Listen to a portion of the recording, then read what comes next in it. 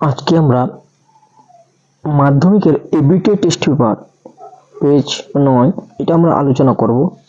MCQ আমরা আলোচনা করব না, কারণ এবিটিএ টেস্ট পেপারের উত্তর সেগুলো দেওয়া রয়েছে।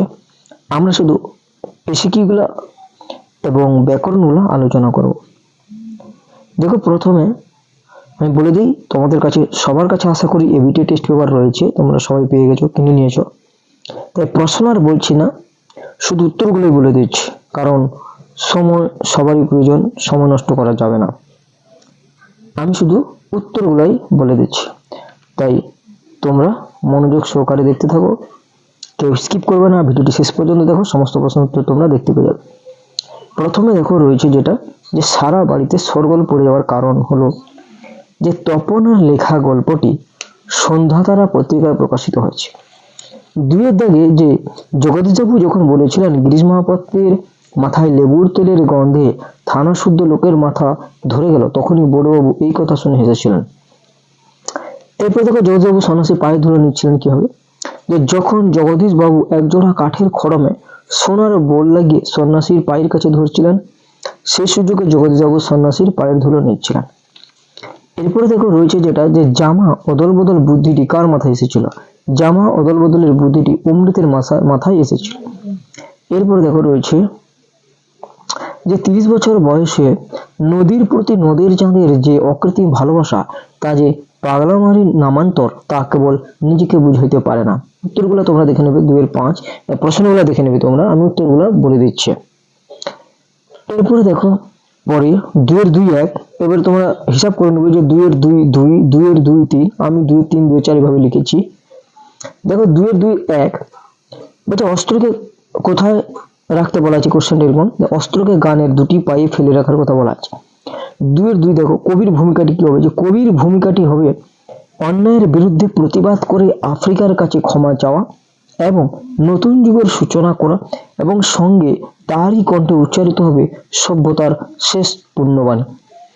এরপরে 2 এর 3 দেখো, অর্থাৎ 2 এর 2 3 দেখো, আমাদের সবাইকে সংঘবদ্ধ বা ঐক্যবদ্ধ হয়ে আরো বেঁধে বেঁধে থাকতে হবে।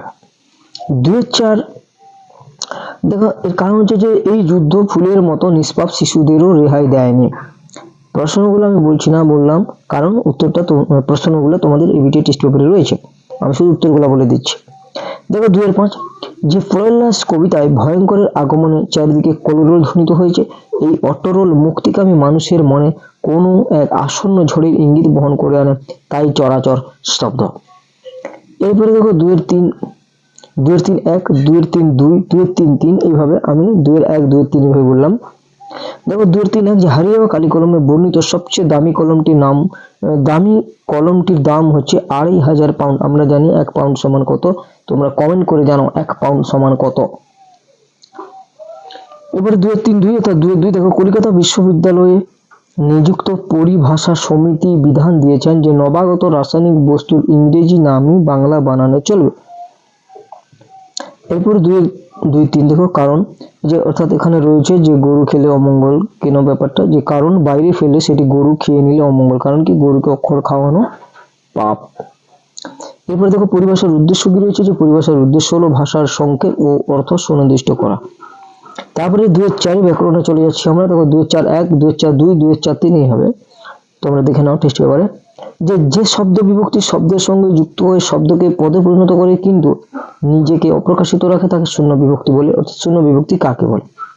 এরপরে একটা অনুগার সূচক বাক্যের উদাহরণ চেয়েছে, সেটি হচ্ছে যে আবার তোরা মানুষ হো, বা এটাও বলতে পারো যে সর্বদা সত্য কথা বলবে। এরপরে দেখো রয়েছে সেটাকে বলছে এটা কে লিখেছে। এরপরে দেখো বাক্য সমাস কাকে বলে, যে সমাসবদ্ধ পদকে আশ্রয় করে এক একটি বাক্যের অর্থ প্রকাশিত হয় তাকে বাক্যাশ্রয়ী সমাস বলে। 2 এর 4 এর 5, সমধাতুজ কর্তার উদাহরণ হচ্ছে গায়ক গান গায়, অর্থাৎ গায়ক এখানে সমধাতুজ কর্তা। এরপরে রয়েছে যে পঙ্কে জন্মে যা, অর্থাৎ পঙ্কজ উপপদ তৎপুরুষ সমাস। তবে দেখো যে কর্তা অন্যের প্রেরণায় কাজটি সম্পন্ন করে তাকে কিন্তু প্রযোজ্য কর্তা বলে। তাহলে প্রযোজ্য কর্তা কাকে বলে না, যে কর্তা অন্যের প্রেরণায় কাজটি সম্পন্ন করে তাকে প্রযোজ্য কর্তা বলে। এরপরে হচ্ছে প্রযোজক কর্তা কাকে বলে, এটাও খুব গুরুত্বপূর্ণ। এরপরে আমরা যেটা দেখবো, সরল বাক্যে বলেছে করতে হবে। সরল বাক্যে করলে হবে যে বাবুটির স্বাস্থ্য গেলেও শখ সলনে বজায় আছে। এরপরে দেখো কর্মকর্তৃবাচক কাকে বলে, যে বাচ্চে কর্তা অনুপস্থিত থাকে এবং কর্মই কর্তারূপে প্রতীয়মান হয় তাকে কর্মকর্তৃবাচ্য বলে।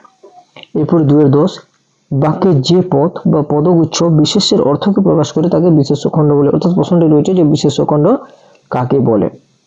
তাহলে উত্তরগুলো বলে দিলাম, তাই খুব তাড়াতাড়ি হয়ে গেল। প্রশ্ন বলে অনেক সময় লাগতো, প্রশ্নগুলো তোমাদের অবশ্যই রয়েছে টেস্ট পেপারে, তোমরা জানো। তাহলে কেমন লাগলো? যদি ভিডিওটি ভালো লাগে অবশ্যই লাইক করো, এবং এইরকম ভিডিও তোমার মনে হয়েছে যে যাদের প্রিয়জন, তোমাদের বন্ধু বান্ধবদের সঙ্গে, আমি বলেছিলাম যে এটা আমার আপ্রাণ প্রচেষ্টা যে যারা টিউশন নিতে পারছে না তাদের জন্য, তো ঠিক সেরকম তোমরা সেই সমস্ত বন্ধু বান্ধবদের শেয়ার করো যারা টিউশন নিতে পারছে না, তাহলে আমার এই প্রচেষ্টা সার্থক হবে বলে আমি মনে করি। তো আজকে এই পর্যন্ত, দেখা হবে পরের ভিডিওতে। এরপরে নেক্সট পেজ যেটি রয়েছে সেটি আমরা করব। ততক্ষণে চ্যানেলটিকে যারা এখনো সাবস্ক্রাইব করেন তারা চ্যানেলটিকে এইভাবে ভিডিওগুলি পাওয়ার জন্য, এবিটি টেস্ট পেপারের যে সিরিজগুলো পরপর আনবো সেগুলি পাওয়ার জন্য অবশ্যই চ্যানেলটিকে সাবস্ক্রাইব করে রাখো।